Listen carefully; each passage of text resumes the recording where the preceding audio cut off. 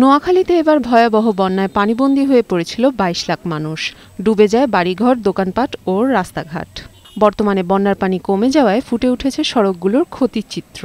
জেলার ৮ উপজেলার ক্ষতিগ্রস্ত সড়কের মধ্যে রয়েছে সড়ক বিভাগের ২৫০ কিলোমিটার সড়ক, এলজিইডির ১৫০০ কিলোমিটার গ্রামীণ পাকা সড়ক এবং ১১৮টি ব্রিজ ও কালভার্ট। এতে সড়ক বিভাগের ক্ষতির পরিমাণ দাঁড়িয়েছে ২০ কোটি টাকা এবং এলজিইডি প্রায় ৯০০ কোটি টাকা। রাস্তার এমন বেহাল দশা দূর করা না হলে যাতায়াতে বড় ধরনের সমস্যার সম্মুখীন হবে এই জনপদের মানুষ।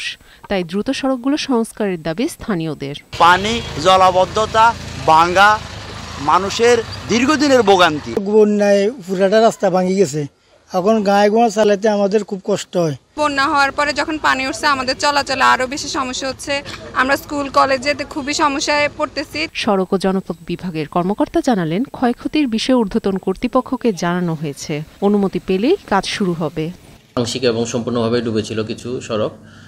তো আমাদের এই ক্ষতিগ্রস্ত সড়কগুলা সংস্কারের জন্য প্রাথমিকভাবে আমাদের যে যান চলাচল স্বাভাবিক করার জন্য আমাদের প্রায় ২০ কোটি টাকা আমরা এস্টিমেট করেছি। সংশ্লিষ্ট কর্তৃপক্ষের যথাযথ উদ্যোগ বাস্তবায়নের মাধ্যমে দ্রুত ক্ষতিগ্রস্ত সড়কগুলো প্রাণ ফিরে পাবে এবং মানুষের দুর্ভোগ কমবে, এমনটাই প্রত্যাশায় স্থানীয়দের।